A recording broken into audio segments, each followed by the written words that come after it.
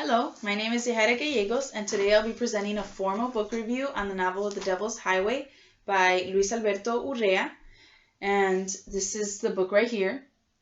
Mind me, I haven't done a book report since like the fourth grade, and those usually consisted of a lot of doodles and colored pens and crayons, and much less bias than you will see today. But alas, I'll try and get this done.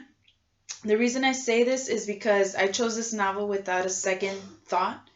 There was a list of other novels, including real accounts of border migration from Poland, from India, from Asia, but I chose this one in relation to Mexico because as a Mexican American, I thought that it would resonate a lot more with my own personal background and just be a little bit more significant in my own life.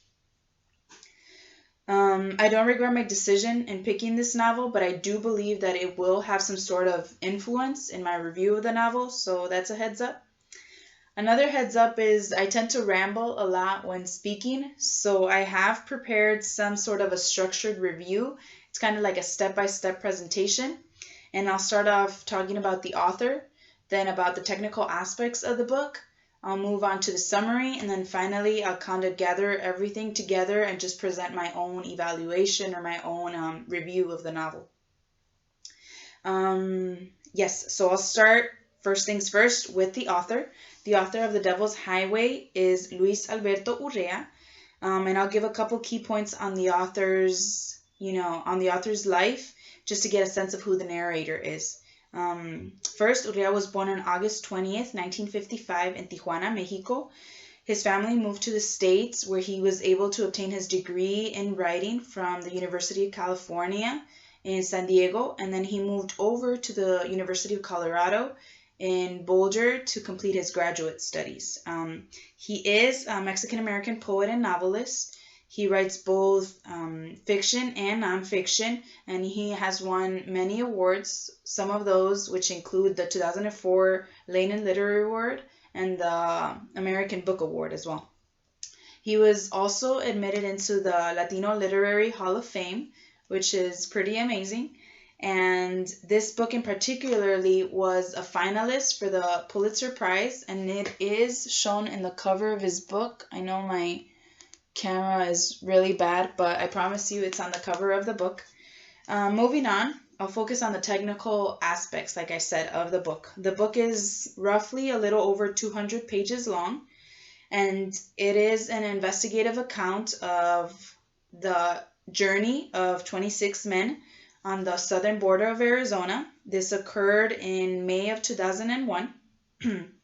The book was published by Little Brown and Company in 2004, and it has plenty of great reviews. For lack of time, I obviously can't read all of the reviews, but, they're all very supportive of his work and very, they give a lot of praise, Like I said, by lack of time, I won't read all of them, but I just decided to read one of them so you all can get a sense of what these reviews have to say. So it goes like this. Luis Alberto Urrea ventured into the world of pollos and polleros, and his book rings with the authenticity and authority of an eyewitness. At the same time, he writes with empathy and insight about the migrants and the agents he accompanied into the wilderness. Above all, the tale he tells in The Devil's Highway comes vividly alive with a richness of language and a mastery of narrative detail that only the most gifted of writers are able to achieve. This was written by Jonathan Kirsch from Los Angeles Times, and like I said, there's plenty more, but for lack of time, I just read one. Moreover, the novel is split into 4 sections. Each section has a different focus, and it just, kind of organizes the journey, the events, the people. It just organizes everything more in a better way. The book, also a great aspect of the book is it includes a map, which was very smart of Urrea to incorporate. Not a lot of us, no matter our background, not a lot of us are familiar with the U.S. and Mexican border. So adding a map of the Devil's Highway, which is a specific spot where this story takes place, adding that map is honestly very insightful. It just shows you the exact journey that the men had to go through in the novel, right? And finally, there's a question and answer at the end of the book that kind of gives an insight on Urrea's purpose in writing the book, his intent in writing the book, and then the results when he finished this investigative report. Okay, moving on to the summary of the book. The summary encompasses, it's a novel about 26 men.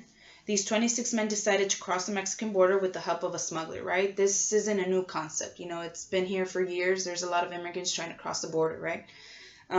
But this story in particular was that, these men were coming over to the U.S. They probably had low-paying jobs. They desired the American dream. They desired economic prosperity. And they ended up in one of the worst parts of the southern deserts, right? Located in Arizona. This desert is called the Devil's Highway. These 26 men were mainly from Veracruz, Mexico, and they were led by the man Jesus Lopez Ramos. To cover his identity, he went by the name of Mendez. Urrea presents the intricate smuggling procedure and the hierarchy of the organized crime. This isn't just one man smuggling a group of immigrants through the border. This is a very organized crime, very intricate procedure, and there's just many more people involved than just one coyote or one smuggler. In this case, it was Mendez. This was a family-operated business led by the Cercas family. The Cercas were obviously at the very top. Then there was the recruiters, the coyotes, the drivers, lookouts, more drivers, and then at the very end, the guides, right? And this is what Mendez was to the immigrants. He was the guide. The journey starts on Saturday, May 19, and the crew walks Saturday, they walk Sunday, and they walked under very dangerous heat, very dangerous conditions, until they realized that, they were lost somewhere in southern Arizona, right? Mendez kept denying this. Mendez kept saying that he knew what he was doing and that he knew the journey and that, they were safe and they just had to walk a couple more miles. But obviously, this wasn't true. They were lost, they were dehydrated, and they were on the verge of death, right? So on Monday, Mendez decides to leave the group by telling them that he is going to get help, he is going to get water, but obviously he leaves them stranded in the middle of the desert. Urrea describes all the stages of the immigrants' health deterioration, including the heat strokes, the dehydration, everything like that. And then, by the time Mendez leaves, the men have already started dying. It wasn't until Wednesday, May 23, that the Border Patrol agent, which is named here Mike F., he's the one that found them and called in reinforcements. There was only 12 survivors. The survivors were taken to the hospital, and the deceased bodies were found and collected. Urrea then goes on to describe the interrogation process for the survivors and the case against Mendez. Obviously, these immigrants, even though they are in a very harsh conditions, they are still committing a crime by entering the country illegally, so they do have to be interrogated. And Mendez, the smuggler, is interrogated as well, and a case is started against him. In order to avoid a possibility of death or life imprisonment, he pled guilty for the 14 men who did lose their lives in the journey, who did die in the desert. The book overall explains the immigrants' backgrounds. It shows each life of each men, the 26 men. It shows their intention in coming to the U.S., what they were before, their lives before taking on the journey. So it goes into depth, not only by name, not only by where they were found, but just, their life before this journey. It also encompasses the actual journey, their walk through the desert. It talks about the U.S. Border Patrol's day-to-day life. And it evaluates the complexity of the border migration. Like I said, it's not just the act of crossing the border, but there's a lot more in the process of that. As to my personal review, I would rate this book 5 stars. As I said before, as a Mexican American, I might have a bit of bias even before the start of the novel. I've known people who have had to cross this journey. I've known people who had to experience this same, the same journey. So I do have a bit of bias of people who have tried to come into the U.S. to achieve the American dream, right? In my own view, I thought of the Border Patrol agents as the bad guys, right? Before reading the novel, we always think of the cops or the Border Patrol agents as bad guys, just trying to prey on the immigrants and just throw them back to their own country. In this case, throw them back to Mexico. I also had mixed feelings about the actual guides and the coyotes because, I mean, although they did charge incredible amounts of money, they provided, I guess, a way or an opportunity for our people to come into the U.S. and, live better lifestyles, right? So there were those mixed feelings. I do understand now through Urrea's perspective that this is an organized crime and they are putting in danger many, many lives for this cause.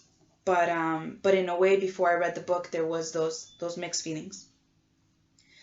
Luis Alberto Urrea's purpose, however, is not to sympathize for immigrants and take sides. So although we may see that the immigrants did suffer through this journey and they just went through this incredible health deterioration and just the lack of humanity through the organized crime, Luis Alberto Urrea is not trying to take a side.